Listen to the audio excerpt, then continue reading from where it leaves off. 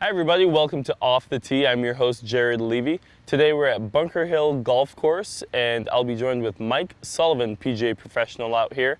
He'll be showing us some of the amenities Bunker Hill has to offer, along with giving us some tips, literally off the tee.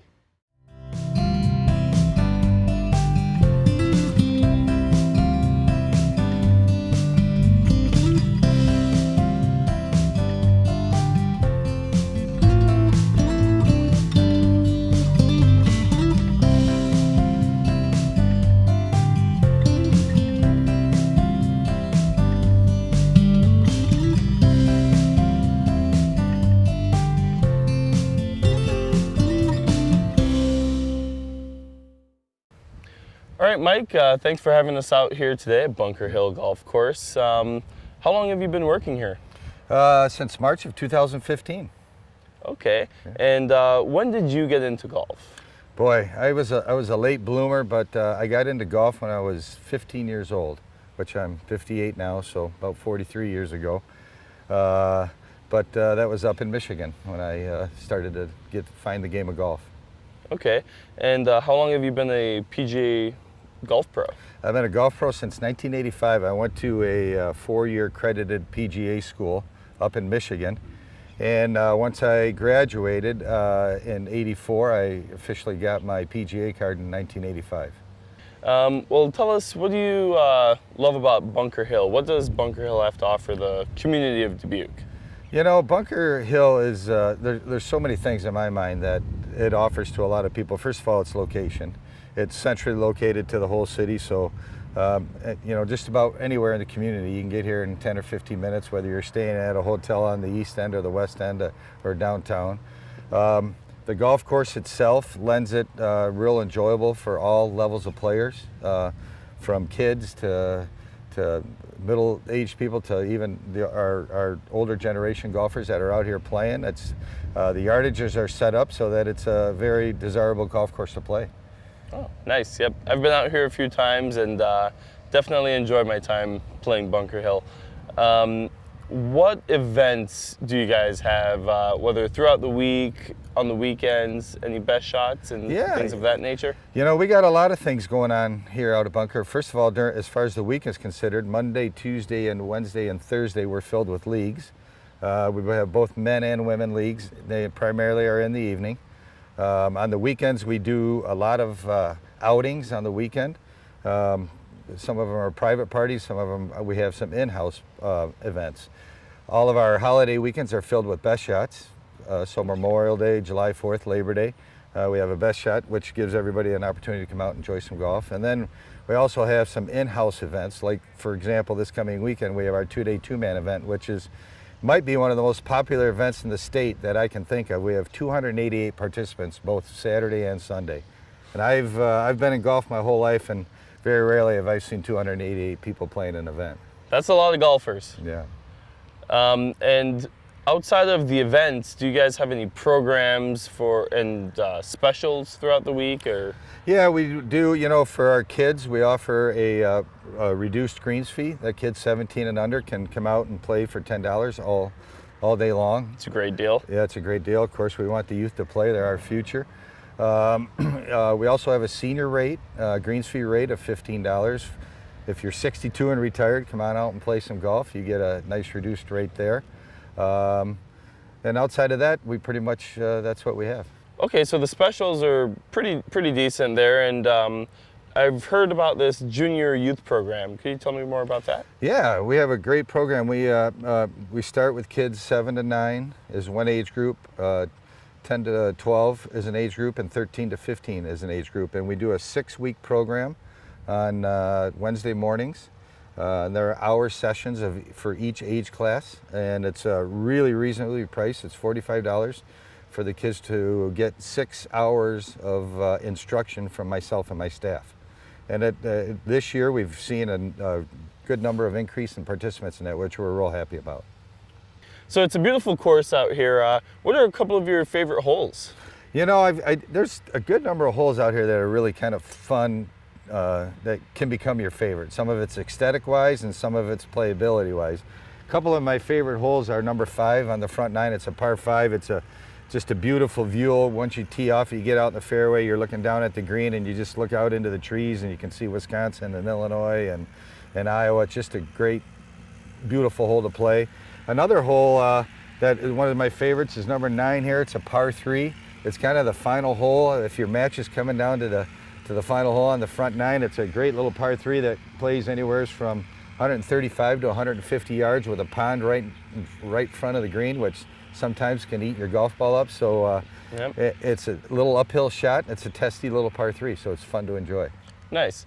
So outside of the course itself, I know you guys have a putting green and a chipping area, and then you have a teaching area that's for private lessons. Tell us more about that. Yeah, we've got 2 putting greens that we utilize here at Bunker. One of them is right out here by the 1st and 10th tee, and another one we have adjacent left to the 18th hole. And we do a lot of workout on that putting green. People can come and utilize it. People from the community can come and practice their chipping and putting, but I use that area for my short game lessons, as well as I have a teaching tee. Unfortunately, we're a little landlocked to have a actual driving range for the community to use, but we have just enough room where I'm able to do my lesson work, which I do pretty much Monday through Sunday, depending on coordinating my schedule with the students. I have individual lessons, and I also have a series of lessons where I have a series of 4 or 5 lessons. If you do a series of 4 lessons, you pay for 3 but get the 4th one free, or a series of 4 and get the 5th one free, and they are all 1-hour lessons, and it really just depends on the student and how much they want to work on. Okay, yeah, well, paying for 4 and getting the 5th free is a great opportunity, so I'm sure you get a lot of interested students that want to take advantage. Yeah, you know, honestly, I probably would say I sell more lesson packages than I do in just individual lessons. It's just people early on want to get out in the spring and get after it and get their game in shape, and you know, we work on everything from putting to chipping to iron play to our woods, our long game. We work on the complete package. Oh, okay. Well, let's see if we can get out there, and if I could get even a half lesson or 1 tip from you, I think it'll go a long way. Sounds great. Happy to do it. All right, let's get out there. You bet.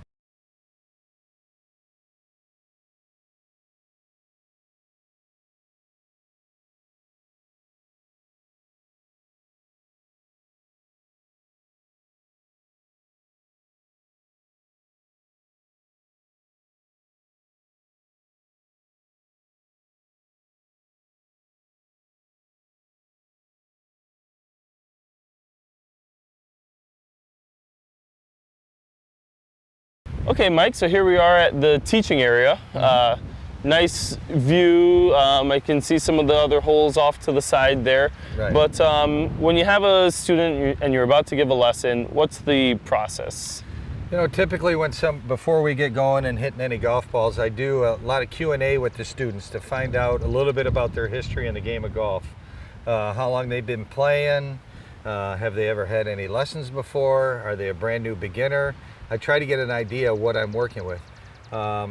Usually when somebody's just getting into the game, I have a good, already preset idea what we need to work on, but somebody that's been playing, I might ask them what their tendencies are of their mishit shots, what are their goals, what do they want to work on. Some people like to work on short game more than long game. Some people like to work on their long game a little bit more than short game. But so I kind of get an idea where the lesson needs to head, and then we kind of work our way into it. Okay. Well, yeah, shoot away. What questions do you have? I'll be your pupil here today. Yeah. So tell me a little bit about your game. You know, how long you've been playing golf. You know, you're here today to learn to hit a driver. Obviously, there's something going on. Tell me what's going on, and you know what your struggles are with it, and see if we can't help you. Okay. Well, I think I have an inconsistent golf game. Maybe lots of golfers will say that. Yeah. But I played when I was younger. Maybe around 10, 12 years old, growing up with my grandparents. I lived with them for a little while. My grandma was a really good golfer, so I never had official lessons, but she taught me, what to do, what not to do. And then I really didn't start playing golf until, I took a long layoff and then got back into golf here in the last 5 years or so. Yeah. So kind of like riding a bike, but not quite as easy as riding a bike. So I'm hopping back on the bike now. Yeah. So I tend to push my irons or drivers a little fade to the right. Okay. So just want to try and straighten that out. Okay. I think, you know, as we go through this process, one of the most important things for me with a lesson, some people come with lessons and just stand there and do what I do, and they just hit it and they don't have any feedback. I like a lot of feedback from my students, because when you're hitting a mishit shot, I want you to understand why. So that after we spend an hour together, when you leave here today, you have an understanding when you hit something wrong or mishit, you know what. I can correct it as I play. Yeah, if you go by over myself. to a local driving range or something and you're going to work on your game, you now have an idea what you need to do to change when you're on your own and away from me. Okay, so definitely let's see if we can try and get my my drive to go straight. Okay.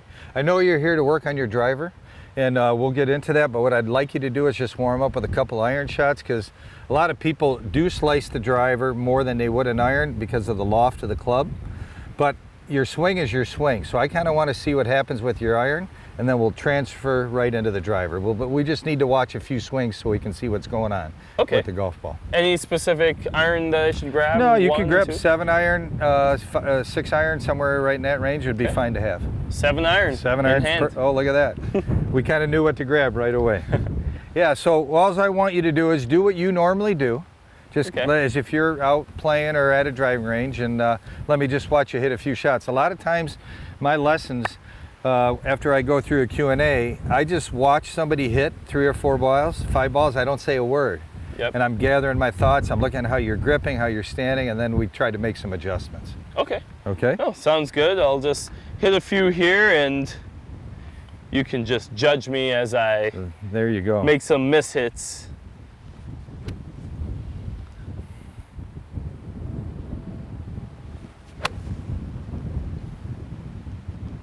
It's not too bad. That was a pretty good shot. Would that be a better than average shot for you on a normal?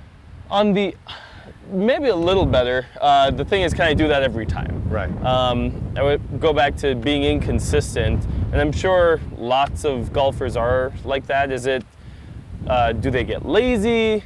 Do I lose focus? I don't know. Well, here's the deal. The thing about golf is golfers, we're all going to have mishit shots, including myself. The biggest key is if we're hitting big hooks or slices, is to hone them in. Okay. Because we're going to miss greens, we're going to have mishit shots, but we just don't want to be off course so far. So if we can kind of minimize that curve or straighten things out, that's what our goal is. Okay. So a couple more here. You bet.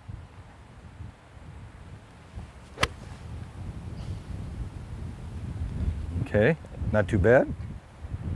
Now, one question I'd like, tell me when you're ready to hit a golf shot, right? And just say, okay, Mike, I'm ready to go. Okay, Mike, I'm ready to go. So we're going to get a full swing. Where do you have most of your weight, on your front foot or your back foot? Right now, I think I'm kind of even, but... Kind of even? Okay, yeah. One of the things we'd like to see in our golf swing, go ahead and take a grip for me and take your stance, is to create a little bit of tilt in our upper body. Yep. That evens our weight out. This brings the left shoulder up in the air and the right shoulder. Especially when we get into the driver, this is really, really important. Okay, so let's hit a couple shots and see what happens. Okay, a little low, but we did have a little bit of a draw to it, didn't we? Now, something as subtle as taking that's too much. Okay. Okay, now what I'd like you to do is create a little bit more athletic setup for me. In other words, pretend you're in a position where you're, like, say, a tennis player getting the ball served to you. You wouldn't be squatting, you'd be more in a athletic setup. Kind of like this. Yeah. Okay. There you go. And you got a little bit of room. There we go. And now I'd like just a little tilt in the shoulders. Little tilt. You bet. Okay. Now we can see that ball went to the right, which you said was your problem. Yep, that's where it tends to go when I... Right, so if I miss right. We missed right. All right, so go ahead and grip the club. As we know, if it's going right, you're coming in and the club face is open. Yep. So what do we got to do to get this club face shut? So what I'd like you to do is think about rolling the club through impact. Look at your wrist. Pretend we're hitting topspin on a shot. And I want you to try and hit a couple shots where you're really exaggerating that feel for me. And if we hit a big hook, great. We just want to see what it takes to stop slicing the ball. There you go. See, that's That's Yeah. pretty straight, and the wind is blowing that way. The wind's blowing hard today. And it so still held its line, so that means it was pretty good. coming back a Yeah. little bit, and then Yeah, pretty good job. Let's hit one more, and then we'll get into your driver. okay. See if we can put it all together here. There you go. There's that right to left you mentioned, the draw. Yeah, we're working on draw. A little bit Yeah. of a pull. That's because you're creating Yeah. a motion that you normally don't do. Yeah, I never hit it left, so that was new for me. Yeah, so I always use the analogy, if you're a big slicer and you do that, and then I can get you to hit a big hook, within an hour's time, I bet you we'll find the middle. The middle ground, The yep. middle ground, and that's what our goal is. Hi everybody, stay tuned. We're gonna continue this lesson after this quick commercial break.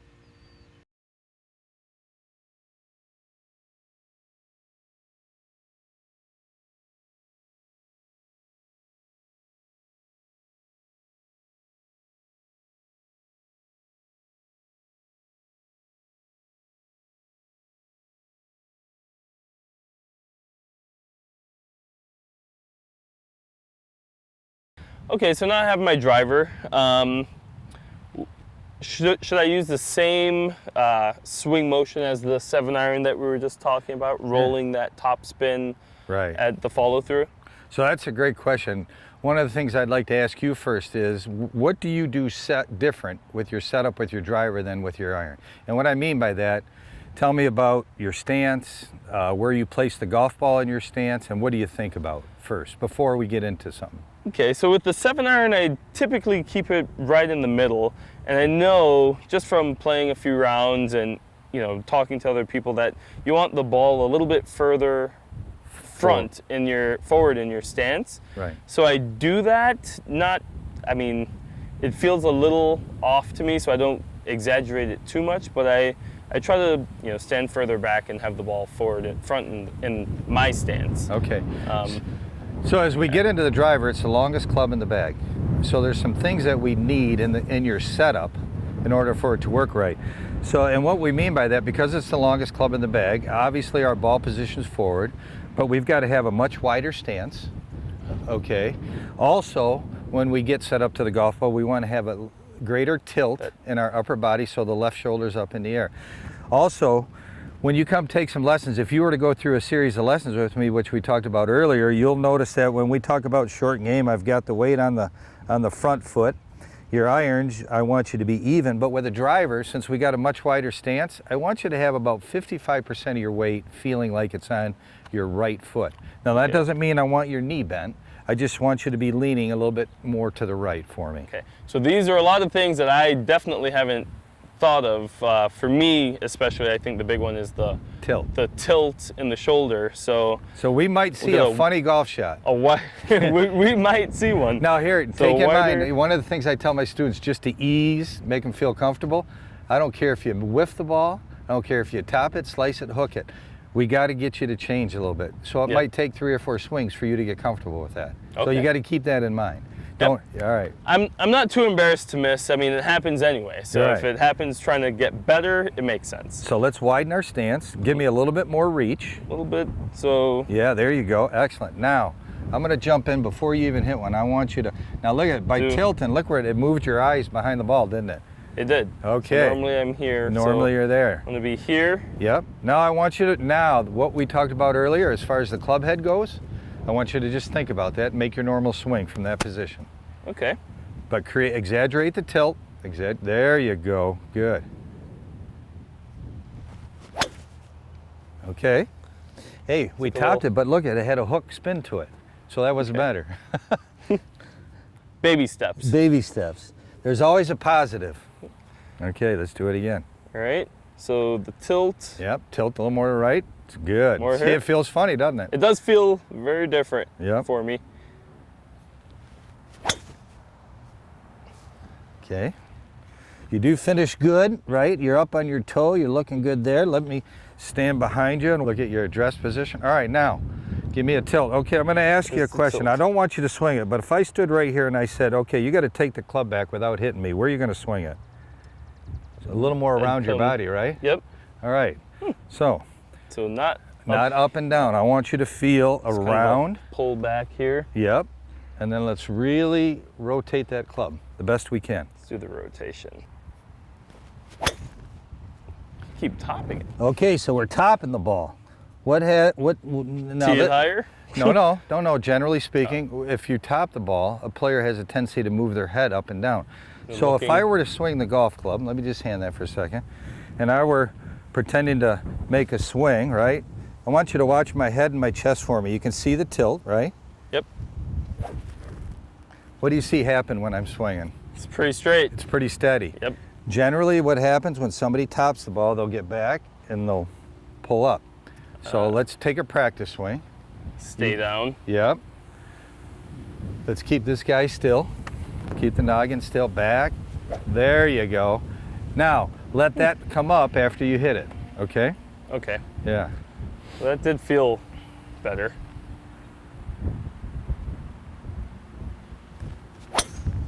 Look at that one. Wow. Now, would you take all day? I will take that shot all day, definitely. Awesome. Like I said, it takes 4, 5, 6 balls sometimes to get comfortable. You know, most people are afraid to make change, or they're afraid to get themselves in a position they never and get comfortable, and it does take a while. And you got to think about it. You haven't had too many lessons in your life.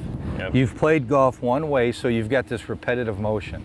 Now I'm asking you to do something totally different. How many repetitions is it going to take after today for you to get comfortable? More than 4, probably. More than 4, right. All right. That was a good swing, though, that Quite a last few. one. That was great. Thanks. So let's get that wider base up front, Yeah. get the tilt, and then pull back more. That's here. a little exaggerated, but yeah. Okay.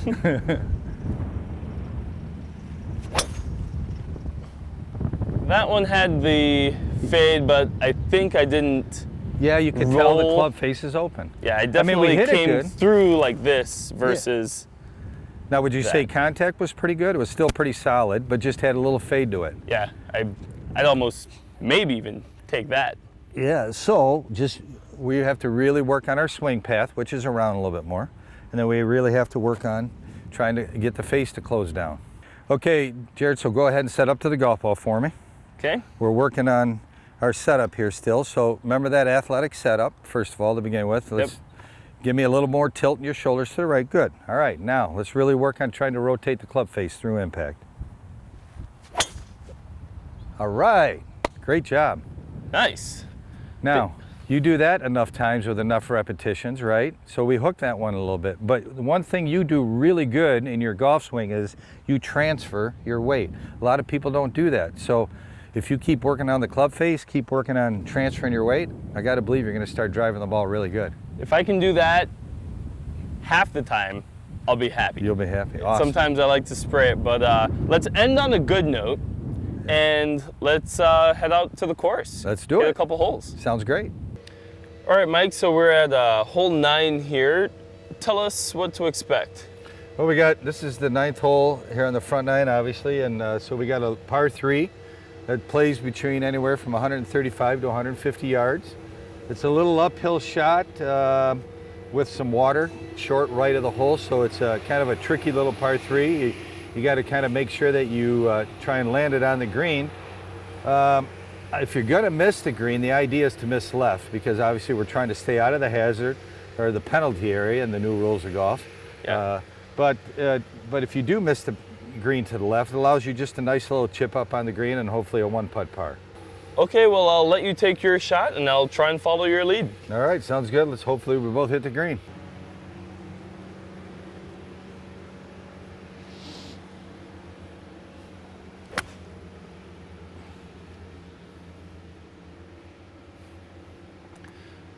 Good shot. Thank you. It looks, Look. as you said, kept it left. I did keep it left a little. Hopefully we're close enough to the color where we got an easy chip, maybe even a putt, depends on where the ball's at, but definitely stayed out of the penalty area. All right. All right, good luck. Thanks, I'll need it.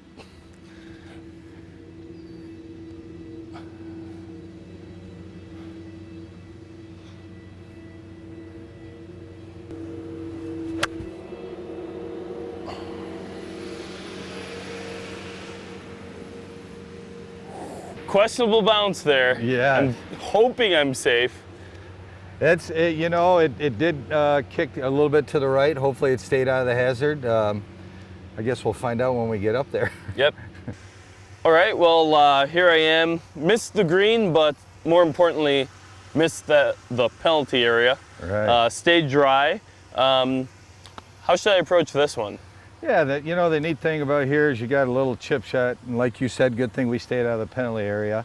The pin's right about in the middle of the green, so you know, if the pin was farther back in the green, I'd suggest more of a bump and run type shot where you might use a 9-iron or even possibly a pitching wedge. But here, we just want to land the ball probably in like the first third of the green and then let it release up to the hole. So, you know, a 54 degree, 52 degree, whatever you have in your bag, I would recommend using here. You can see you got a little room between you and the green, and it's a little uphill shot, so you got to get the ball up in the air, have it land on the green, and then release to the hole. Okay. All right, so sounds simple enough. Let's see what you can do. Yeah. See if we can do it.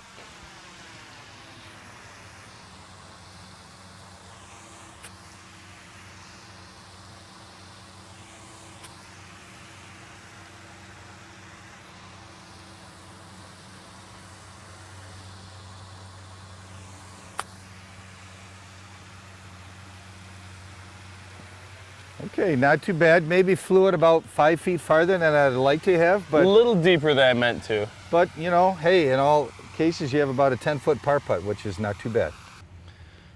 Okay, well, you're in a lot better shape than I am. I know a lot of players always wonder should they chip or putt. Looks like you're going to putt. Tell us, you know. Yeah, you know, decisions around the greens, what clubs you use, are important based on where your ball position is. I'm gonna choose to putt this because, you know, I have very little room between me and the green, so the ball is going to get on the green and roll in fairly quickly. If I was back maybe another 5 to 10 feet, I may opt to chip the ball. But my whole goal in my instructions when we're teaching students is to get the ball on the ground rolling like a putt as quick as possible, because it's a lot easier for the ball to roll in the hole than fly in the hole. True. So I'm a real advocate of whatever shot we have to develop, let's get it on the ground rolling, and hopefully we can have a good shot at making it. All right, well, go ahead. Okay. I'll step out. See how good we do here.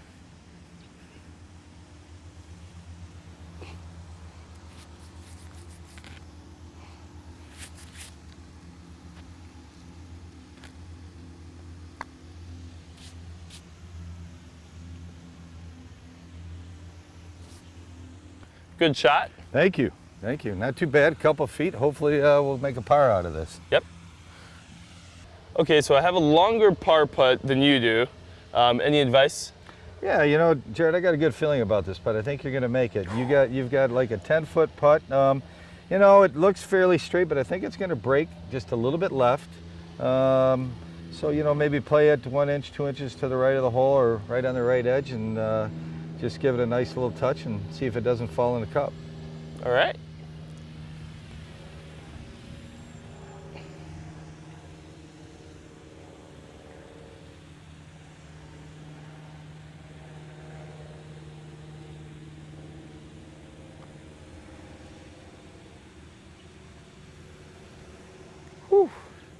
Played that out there maybe 4 inches, so you gave it just a little bit much, but still not bad. But I'll get my ball out of the way here. I think I can make this one. Sounds good. All right, good putt. Well, let's see if I can't make this par putt. All right, go for it.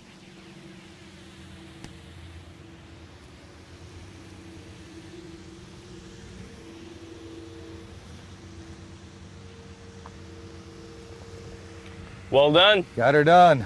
Nice par. Thank you. Yeah, enjoyed it. All right, Mike, thanks for having us out here at Bunker Hill today. I think myself, along with the viewers, are going to take away a lot of the tips. Hopefully can, you know, help their golf game even just a little bit.